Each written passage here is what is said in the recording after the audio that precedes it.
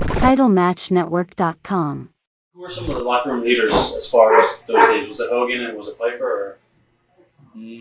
Well, they talk about cliques and stuff. There's always been cliques. I engulfed myself with guys like Adrian, Orton, Right. Morocco, Fuji, Piper, of course.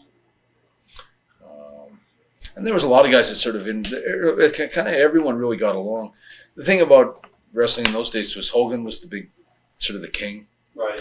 But everybody liked Hogan. There was never anybody going, "Geez, we got to get rid of this guy." He's really. I think everybody loved him. He was good to everybody in the dressing room. He was really respected. Places were packed every night. There was no politics. No one was going, "We got to get Hogan out of here," like Junkyard Dog or Randy Savage or Bundy. Or I mean, the heels were all. They fed Hogan one heel after another, which he was so fortunate to have. He had the best array of heels that have ever been assembled in the history of the business, lined up one after another, from One Man Gang to Killer Khan, all these guys, Kamala, and he drew nothing but money. But everyone was happy. Everyone was making money. It was a total work. There was girls everywhere. Every place, the hotel bars, and it was a lot of fun in those days. And you had to be careful. The temptations of the road life didn't bring you down, but it was a good time in the wrestling business. What are some of your memories of your matches with Ricky Steamboat? You recently talked. I only worked with him twice. Right. I had an awesome match with him in Boston Garden, which I think is on tape somewhere. Right. That was a first-time match. Never worked with each other before.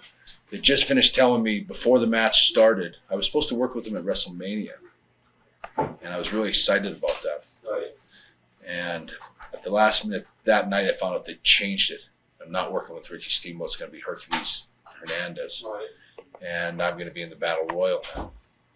And I was so disappointed. I was so mad in the dressing room. Like, heartbroken is a better word, I guess. Like, just ruined my day. And I think Ricky was aware of it, and he felt bad. I think for me, because he realized I really wanted to work with him. It wasn't a question of putting him over or anything. I just really wanted to work with him. And when we sat down for that match, we kind of mapped it out, and it was more Ricky, I think, than me. But he really went overboard trying to give me a really great match. And we went in there. We had a really good match. I think we messed up one little spot, which was nothing. You can't even notice it.